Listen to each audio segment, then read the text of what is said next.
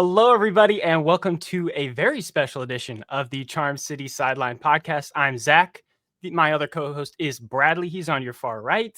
We're almost at 900 subs, so we would appreciate you guys subscribing if you haven't already, and like the video as well. But tonight, we have a very special guest. You might have seen him talking to Mike Greenberg, Adam Schefter, listing the last 57 NBA Finals MVPs. What the heck, Chase?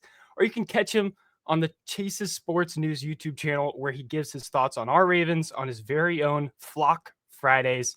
It's Chase Coburn. What's up, Chase? Thank you guys so much for having me on. I'm doing all right, as well as I can be, just a few days after the disaster that was my Thanksgiving evening for this football team. So, no, but I appreciate you having me on. Broadcasting is certainly my thing. There's not a team and not a sport in the world I'd rather talk about than the Baltimore Ravens in the National Football League. So I'm excited to chop it up. Perfect, dude. Yeah. So tell us a little about yourself. How'd you become a Ravens fan? How'd you start the podcast? How'd you start Flock Fridays specifically? For sure. So my dad grew up, I currently reside in Fairfield, Connecticut, but my dad grew up in the Baltimore area, Ellicott City to be specific, so 20 minutes out of Baltimore. And my grandfather, his father, grew up just a few blocks from Memorial Stadium. So we're diehard Orioles fans, diehard Ravens fans, and we are completely immersed in Baltimore sports. And so kind of have carried on the legacy and cheered for all of those teams as well. So that's kind of how I adopted the Ravens just through my family. But yeah, I mean, there aren't many Ravens fans, if there are any in Fairfield, Connecticut, except for myself. But you know what? We're alone, but we are appreciating it and we are enjoying it as much as we can. And then just overall the journey to start the podcast. I've always loved talking sports since I was 6 or 7 years old. And so during COVID, I took a sports broadcasting camp called Play-by-Play Camps, and I absolutely fell in love with it. So I started my podcast. And then just this past summer, after doing it for a little while, being on YouTube, I'm like, I need something just specifically for the Baltimore Ravens. And then Flock Friday just came to me right before I went to bed one day. I wrote it down and I'm like, all right, we're just going to roll with it. And so every Friday on Chase's Sports News, we got coverage for you about the Baltimore Ravens. And it's a lot of fun. We've had some cool guests on both in the Baltimore area as well as nationally. You mentioned Mike Greenberg and Adam Schefter as kind of the two main ones. In the Baltimore area, we've had on, this was not on the YouTube channel, but just audio only. We've had on Nnamdi Madubuike, obviously the star defensive tackle. We've had on the voice of the Ravens, Jerry Sandusky, many other Baltimore Ravens reporters and content creators. So just trying to make it all happen. And then when I was on the makeshift project, that's kind of when everything blew up over the summer, when I named all 57 finals MVPs. And no, it was not cheating. I can name you any year, any time, any place. So just need to get that out there to kind of botch any accusations. But no, I love doing this. And again, Baltimore Ravens is my thing. I don't think there's a team in this entire landscape of sports that I know more and that I could talk about at a greater depth than. So I'm excited to chop it up. That's awesome, dude. Man.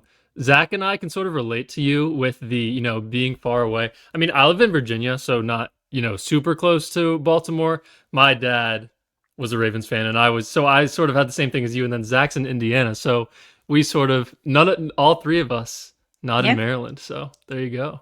For sure. Repping. Yeah. Chase, I know we got to get Ravens flock across the entire country. Of course. I know you didn't say the Wizards in there. I know you're an NBA guy too. I am a Wizards fan. I'm embarrassed to say it. It is not something. It's not a badge I wear with honor, unfortunately. But look, 3-16 halftime now. I think we're down by 12 points. So we'll see what happens. We're 3-17 on the way. AJ DeBonsa, if you're hearing me, please come to DC. We need a savior. So I am a Wizards fan. That was actually my first podcast, Wiz Talk with Chase, and that was kind of that season with Bradley Beal and Russell Westbrook is kind of how I fell in love with sports broadcasting. I would write a preview and recap article for every game. I recorded 78 episodes of a podcast on voice memos that nobody will ever hear. But it was just, and then I kind of started that way. But yeah, I've always been a Ravens guy more, but don't get me wrong, I love the Wizards as well. The Caps, the Orioles, UConn basketball as well. A lot of the local teams here in Connecticut for collegiately. So we're I do like the Wizards, but I don't say it proudly. I had to ask, dude.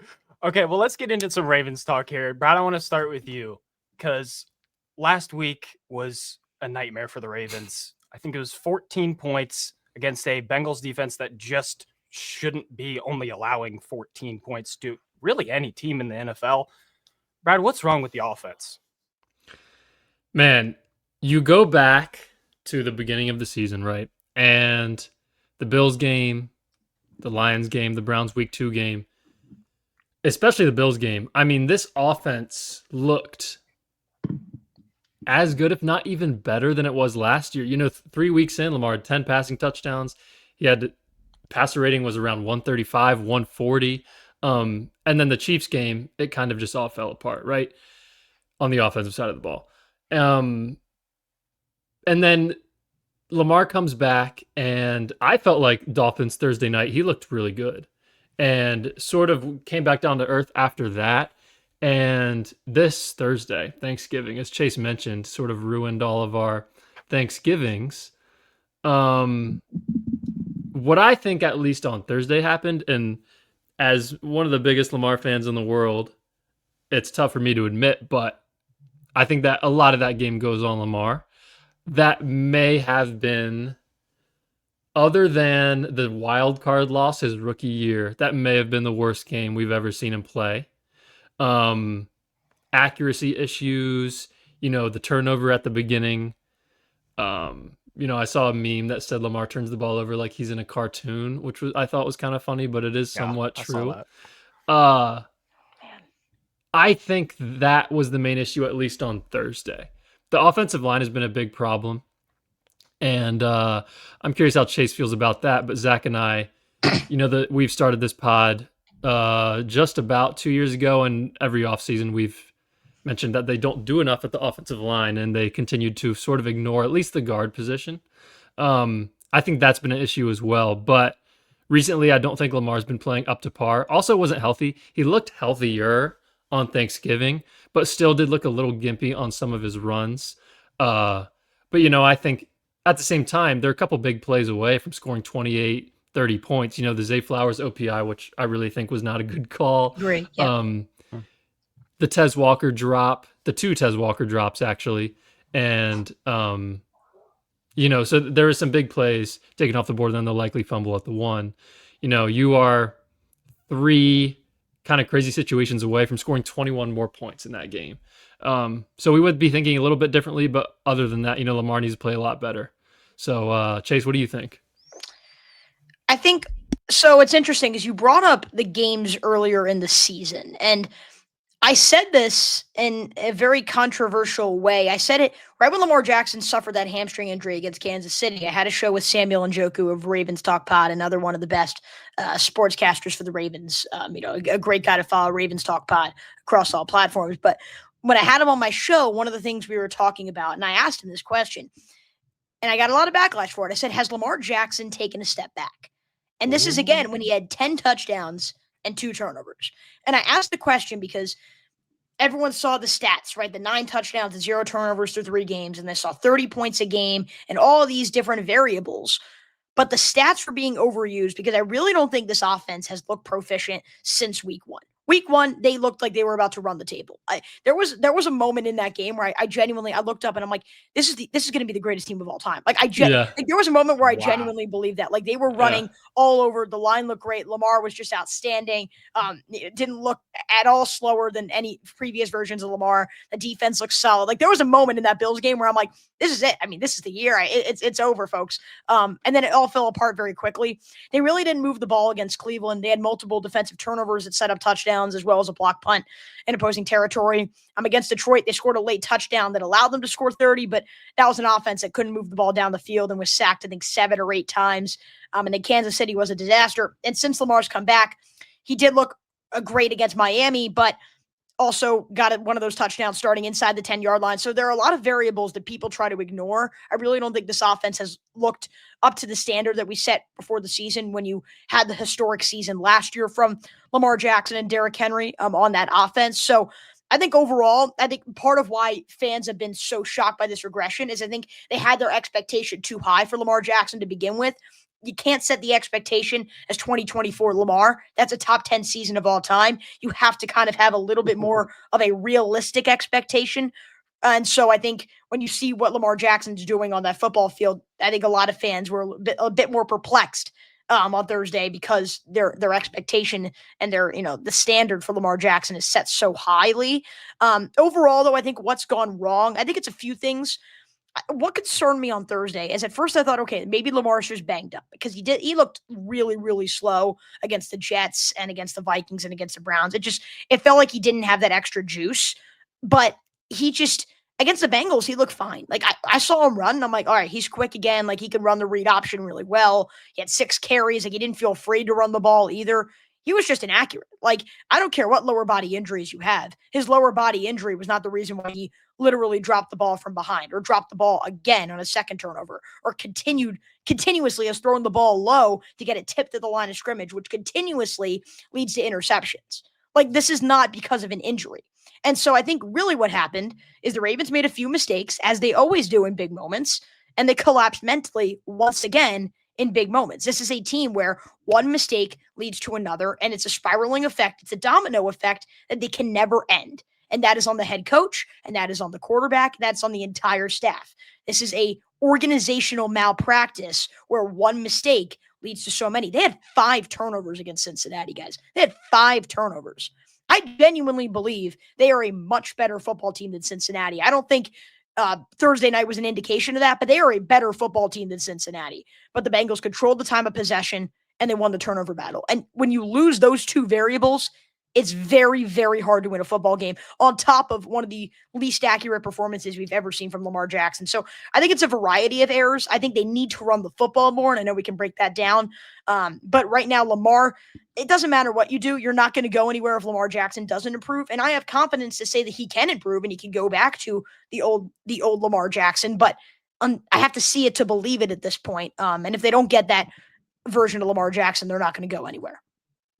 Yeah, I like that. Another variable that I want to pose to you, Chase, is what you just talked about a little with the running and not getting the ball to Derrick Henry. I can't give you the number because I don't remember it right now, but it wasn't really great running the ball at all. Time of possession counted into it as well. That the game gets away from you from not only the Ravens just being good enough to score really fast, but also totally getting dominated in time of possession. Almost 40-20 in that category. Yep.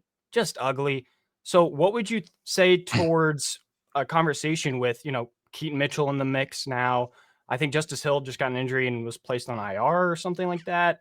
What would you say for the running offense and getting Derrick Henry locked and loaded for a stretch here to make the playoffs? I mean, you got to give Derrick Henry the football consistently. I got a stat for you because I came prepared knowing we were going to eventually bring this up.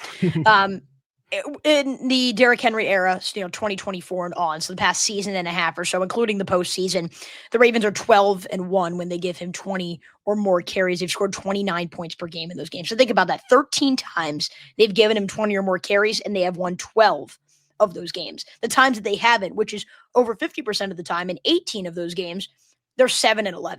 So this team is much, much better when you just give Derrick Henry the football. And for as much as we love Lamar Jackson to be Superman and throw down Sam Hubbard and make spin moves on linebackers and, juke out defenders and throw for 41 touchdowns, as much as we love all that, this is a team that works better when they can run the football effectively. And they need to do that more. And specifically coming up against Pittsburgh, that is the method for success when you are playing a team in Pittsburgh that doesn't stop the run. Look at what the Buffalo Bills just did, running the same play all over again. James Cook and Ray Davis up the gut. James Cook, 144 yards. Ray Davis is the change of pace back, 62 yards, nearly 250 yards combined on the ground, and the Bills controlled 41 minutes of clock. That is the blueprint to success when you are facing the Pittsburgh Steelers, and that's the blueprint that the Baltimore Ravens should try to follow in this matchup. Zach, you brought up a great point about the time of possession. That was one of my big worries before the season, is it's actually bad that the Ravens are such an explosive offensive team. They need to just run the ball and control the time of possession more. Last year, I think they were number 2 or number 3 in time of possession. This year, they're 23rd in TOP and 29th in total plays. So their offense is almost too explosive and they're scoring too quickly, which is keeping their defense on the field, which is why they're so gassed come the second half. So another situation where you're going against a Pittsburgh team, they're last in the NFL in both time of possession and play. So I really do feel like this is a good matchup for the Baltimore Ravens to see if they can fix some of their issues, including the turnovers, including running the football, and including the time of possession as well. Because if they don't, if they're not able to control the time of possession against Pittsburgh, there is something that is going wrong, because this is lining up to be a game where the Ravens can give Derrick Henry 25 carries. And I'll say this, with Pittsburgh's linebacking core and their defense, Derrick Henry, give him 25 carries. Unless Mike Tomlin comes on the field and starts tripping players again, they're not stopping Derrick Henry at all anytime soon. So give him 25 or more carries consistently. Mix in a guy like Keaton Mitchell at the change of pace spot and see what can happen. People love to see Lamar highlights. This does not need to be the Lamar game. Coming up, you play Cincinnati, who can't stop the run after that. You play New England, who's inconsistent against the run. We should go a few games without Lamar Jackson needing to be Superman. You have Derrick Henry at your disposal. Use him. He hasn't taken a step back. It's been a bad O-line and a lack of usage. Give him the football and you'll find success. Yeah, final thought for me here before we move on, Chase, is, I think it's kind of crazy that we sort of talk about the same two things year after year, at least in the Lamar era: turnovers and run the ball more, right? And It's after playoff losses. It's after these ugly regular season losses. And I feel like we shouldn't be being forced to talk about this after every single loss. Even though their losses are crazy and it all happens differently, it's usually because they turned the ball over too many times and they didn't run the ball enough. And, I have been skeptical of the coaching for a few years now. And I am not saying that's the only problem this year. It obviously isn't. I just said Lamar did not play well on Thursday. Right. But, it's kind of like, who else do you point to, right? Like, it's a tough situation because it's hard to make Harbaugh or make another coach the scapegoat. But at the same time, it's almost like,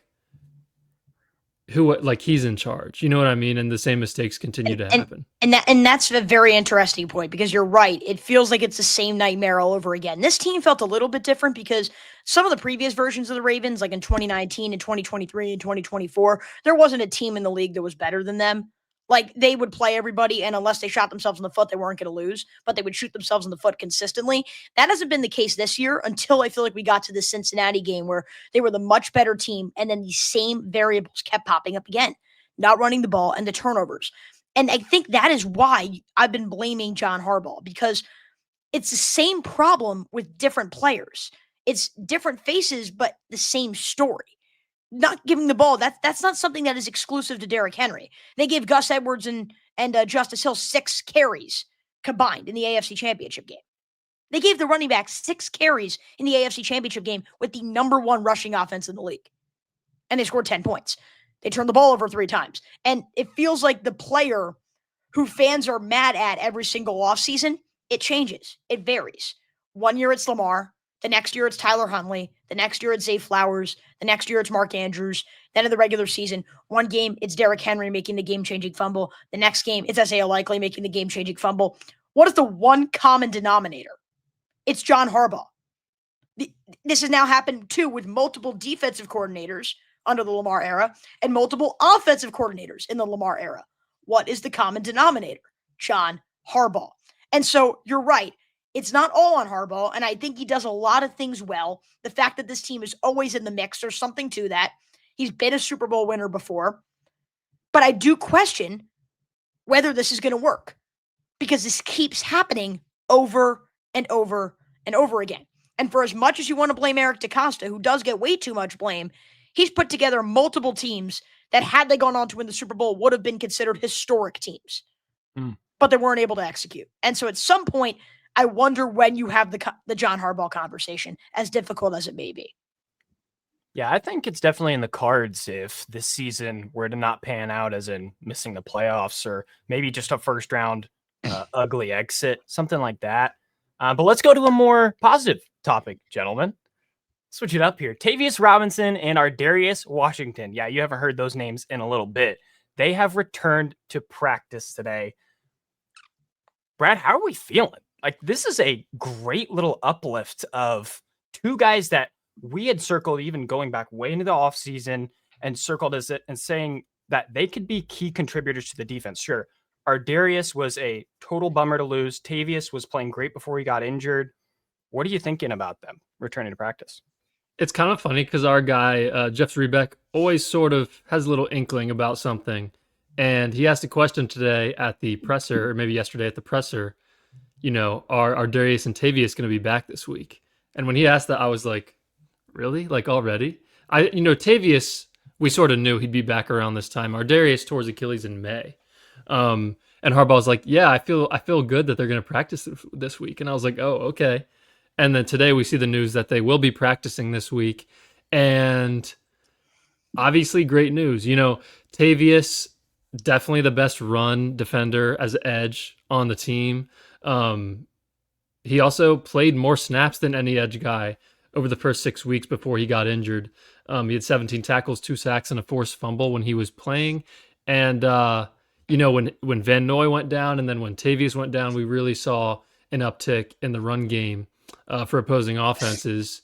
And then as Ardarius Washington goes, it's only been 6.5 months, like I mentioned, from his Achilles injury. So, big time, all caps, if he's healthy, if he's 100%, if he's good to go, he makes a big impact. This defense can be a lot more versatile, even than they already have been able to be with Alohi Gilman. He can play slot. He played slot corner in his, first couple seasons when he would get some time in the preseason. They moved him back to safety last year.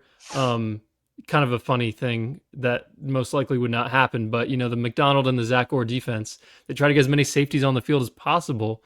Wonder if we'll see 4 on the field now, maybe on some dime packages, but probably not going to happen. But both of those guys make a big difference. I think Tavius makes a really big difference just because we know he's probably going to be good to go right away. But very excited about both of those guys coming back. And Chase, how would you say their return impacts the defense? Like, Ardarius going into, I'd say, a crowded safety room with Starks, Hamilton, and Gilman now.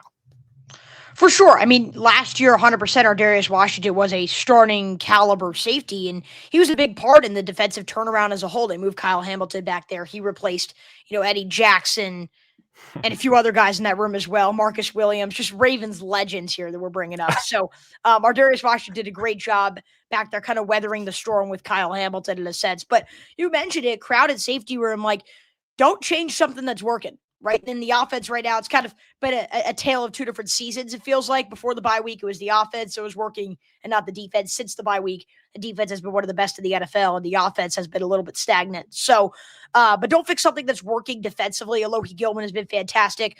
Again, everyone likes to talk about Eric DeCosta's draft picks when they're not panning out. No one likes to talk about the fact that since the bye week, I think Malachi Starks has been one of, if not the best safety in the National Football League up there, because if you look at some of the things that he has done, like, when's the last time you saw Malachi Starks get targeted? Like, that's always a great sign when you know that you have someone back there who's not allowing great separation. All the advanced metrics say that as well. And he's among the leaders in snaps played all in his rookie season. And so when you have all 3 of them, Bradley mentioned it, he said it better than I would, you're not going to see all 4 of them out there. And so I think they're going to ease Ardarius back in to kind of gain form in a sense. Again, an Achilles injury, that's a serious injury. So it doesn't hurt to have him, but I don't think it's going to make an immediate impact. But again, it does not hurt to have an extra safety in this room, especially one that works really well with Kyle Hamilton and was a key part of the defensive turnaround last year. As for Tavius Robinson, he was the guy who Bradley mentioned. He was playing 65% plus, snaps, percentage of snaps, defensive snaps, I should say, before the injury in the middle of week 6. In those 5 full games that he played, he created 5 pressures. Right now he's 4th on the team in QB pressures per game. And, Bradley mentioned that forced fumble. He just seemed like the only force in that defensive line that Baltimore really had. And I think that is easily an important component. So, I think Tavius Robinson has been playing really solid football for this team. No Nnamdi Madubuike and Broderick Washington for the foreseeable future. So I think Tavius Robinson will be important, but I am curious to see how Baltimore lines up this defensive line at this point, because they've kind of been moving some guys in there. CJ Okoye, you've had Taven Bryan, who's been in the mix, John Jenkins. These are not guys who are projected to fill starting roles before the season. And Tavius Robinson is another guy that likes to line up in the edge. Now you have Mike Green and Draymond Jones and Kyle Van Noy and Carl Austin. And if David Ojabo is active, and I feel like I'm missing someone else, who like to play on the edge. So I wonder if they're going to move Tavius Robinson more to defensive tackle to try to play instead of a CJ Okoye or a Taven Bryan. I'm curious to see how Zach Orr moves pieces around on the defensive line. But I think Robinson will make a much greater immediate impact. And I think particularly for this week, if he's able to be good to go, I know he's returned to practice, but if he can be good to go, one of my keys for Baltimore is to create pressure on Aaron Rodgers. He's been one of the worst quarterbacks against pressure this season. There are 33 qualified quarterbacks this year for next gen stats, for their advanced analytics. Among those 33 quarterbacks, he is 33rd in completion percentage against pressure, 31st in passer rating against pressure, and 32nd in yards per attempt against pressure. So don't feel afraid to bring the house and create and cause havoc in the backfield. And I think Tavius Robinson could be a big part of that this weekend. I like it. I like to hear it. So, gentlemen, let's jump right into our panic meter, my personal favorite segment of really the entire week. Chase will rate it on a scale of 1 to 100, 1 being not panicked whatsoever, to 100 is the house is burning down. First topic is on the Ravens to make the playoffs. If you're feeling confident, if you're feeling not confident, Brad actually on his Instagram at Lamar Season had a great graphic on just the Ravens winning this game. If the Ravens won it, I think it was 76% chance to go to the playoffs. If they lost, it drops to 30. Like, this game also does a massive difference to that percentage. Chase, how are you feeling on a panic scale on the Ravens and making the playoffs? I'm at about a 30 because I think we're at a point where, like, I was probably at a 15 before the Bengals game on Thanksgiving, but I think that game just showed that this team is still flawed. Even when they won those 5 straight, I still thought this team had some holes. I did not think this team was as hyped up. There's so many people from the outside like, oh, now the Ravens are back again, but like, they're not watching as in depth as we are. And I think we knew that there were a lot of problems that could be masked by higher level opponents. And apparently the 3-8 Bengals adding Joe Burrow is that higher level opponent that got to Baltimore. So I'd say a 30. I still think they're a much, much better team than Pittsburgh as long as they take care of business. If you split with them, you got to think, okay, that's 7-7. Can you create 2 more wins? 9-8 could get you to the division. I think between Cincinnati, New England, and home in Green Bay, you can create 2 more wins, at least from the Baltimore Ravens that I've seen in years past. And I guess I still have a hard time fathoming the idea of not having the Baltimore Ravens in the postseason. I still feel like they're going to find a way to get in, particularly in a year where no team is good in the AFC North, and it feels like it's the Ravens' division to lose. Yeah, I like it, man. I'd say I'm a little more panicked than Chase, maybe 40, 45. You look at the 2 Steelers games, and I think I look at it as, if you can just sweep the Steelers, which I know is very difficult to do, but if you can just sweep the Steelers, Bengals, it's your division. You've won it. I mean, yeah, Bengals, Packers, Patriots, you just have to win one of those. And I think that's easier. I think beating the Steelers twice is easier than going into Lambeau and beating the Packers, or even beating a possible number 1 seed New England Patriots team at home right now. So, obviously this game, which we're about to talk about, is what matters the most. If you lose this game, I mean, you're kind of just cooked. But if you win this one, you're looking at a good shot. If the Ravens win on Sunday, I'd probably go down to about a 25, but I'll say 45 for right now. You have to beat Pittsburgh at home. Like, if you don't beat Pittsburgh at home, forget making the playoffs. Like, if you somehow sneak in, you're not like a legitimate contender at that point. Like, if you can't beat the Pittsburgh Steelers at home with the issues that they have right now, that means either number 1, Todd Monken is on leave on Monday morning, or number 2, this team is just not that good, or a combination of both, which honestly is possible. It sure is. So that'll perfectly segue us into our last panic meter segment, which is the confidence level going into Steelers week. And personally, I would feel worried. I don't know how you wouldn't go at least, I feel like, a 50-ish kind of thing, just because of how the Ravens looked last week and hoping that they can turn that ship around. Cheese, how are you feeling? Maybe give us a score prediction if you want. What are you thinking, man?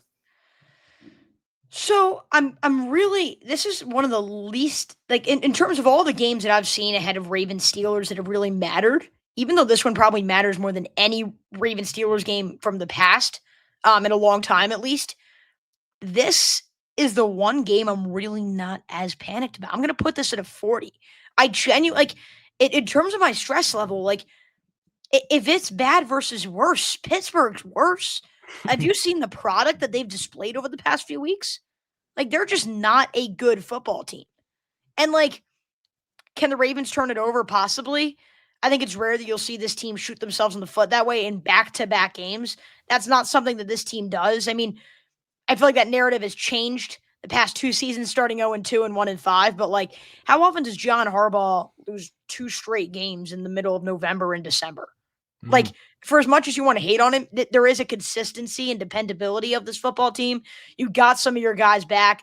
And what makes me, brings me forward to a 40 is simply because of that Steelers defensive line. TJ Watt scares me like a lot because of the turnovers that he can create. And if he's rushing on Roger Rosengarten, like, I'm not even going to watch the right side of that offensive line because that's not something that I don't want to be entertained by at all.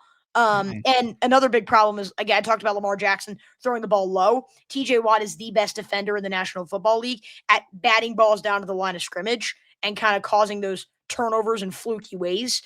And so, sure, in those variables and those metrics, the Steelers can win the game. But if the Ravens give Derrick Henry 20 carries and they don't win the football game, Lamar must have gotten hurt. Like, I genuinely believe it's that simple of a concept for Baltimore. And if they just live by that philosophy, they're going to go and win this game, even though you have the TJ Watts of the world that can make things dangerous. I love it. Yeah, I like it. I'm probably around a 40 as well. You know, Chase, to your point, I feel like there's been games against the Steelers, especially the loss last year in Pittsburgh, where if they would have given the ball to Derrick Henry 50 times in that loss last year, they probably would have won. They gave him the ball 13 times for 65 yards in Pittsburgh, and then the next 2 games, 24 for 162 and 26 for 186. Like, there's 100% a direct correlation. Yeah. There you go. There you go. And then also Lamar's, 87 win percentage in December in his career, which is just nasty. Ooh. And then on the negative side, which this is the first year that I'll say something like this. They look terrible on Thanksgiving, right? Against Cincinnati, against the worst defense, not even just in the league, but that we've seen in a long time. Yeah. Normally, to Chase's point, I would say the Ravens don't look like this 2 games in a row, right? My only issue with that now is that's how I felt going into Kansas City in week 4. I felt like, after that terrible loss to the Lions, there's no way they look like that again, and they looked worse. The difference is, even though the Chiefs aren't having that great of a year, right? The Steelers are not the Chiefs. And to Chase's point, like, they look awful. Like, they are a hard watch right now. If the Ravens don't have dramatic, stupid fumbles, they should win. So, and the one thing that does concern me is he's gotten better at this, right? A playoff win last year against them, and then at home against them as well. And it felt like there used to be a monkey on Lamar's back about beating the Steelers. He's kind of gotten past that. But I will say this: there are 2 teams that I feel like have been able to shut down Lamar Jackson consistently. The Browns do it like once every 4 times he sees him. They'll do it again in like 2027. But like, as long as they have Myles Garrett. But like, the Steelers are the type of team that it's them and the Chiefs that they really seem to get to Lamar somehow. And that is the only thing. But again, I'm also looking at this as Lamar should have 17 pass attempts. I give the ball to Derrick Henry. You have Keaton Mitchell. This is also the first time that they may be running the football like this with a fully healthy Patrick Ricard. Like, the follow Patty mentality. Like, he is the best fullback in the NFL, in my opinion, in setting up the run. So use that to your advantage. They can't stop the run. Again, as long as Mike Tomlin's not tripping people, they're not stopping anything against this team. So, again, don't have Lamar Jackson pass too much. Don't let Lamar Jackson dictate the game. Let Derrick Henry dictate the game. And I think you'll find more success that way because Pittsburgh has found more success in the past limiting Lamar than they have the King. I like it. And a little John Gruden's straw man being your catalyst. I like that. I like that a lot. Well, Chase, we appreciate you coming on so much, man. Tell everyone where they can find you We'll put all of it in the bio as well. Yes, so obviously the main thing, YouTube Chases Sports News. That's where I kind of have everything, every single interview and podcast. And again, a lot of that's Flock Friday and NFL related. So if you guys want to go over there, Chases Sports News at CSN 504. I've been putting it on there. On the screen there, kind of in my headline or hashtag, if you will. And then on social media, Chases_sports_news on Instagram, at Cool Sports Kid.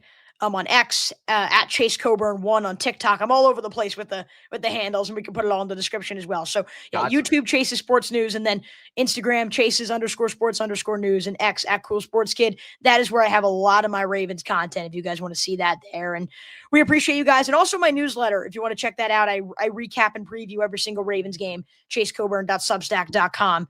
Be sure to check that out. Positional grading and all that. And I do want to bring up an interesting note. I've given Lamar Jackson an A once this season, and it's December. And I know he's had the injury, but that's pretty crazy to think about that he's only gotten an A one time in my book. So it's been an interesting ride. I really appreciate you guys having me on. And look, hopefully there's a dub this week because the conversation won't be as pleasant next week if they don't get a win. But I really appreciate you guys having me on. It was fantastic talking some Ravens football. Yeah, man. Cheers to a hopefully good conversation next week. Appreciate you guys all for watching. Like the video if you haven't already, and we will see you guys next time. Peace.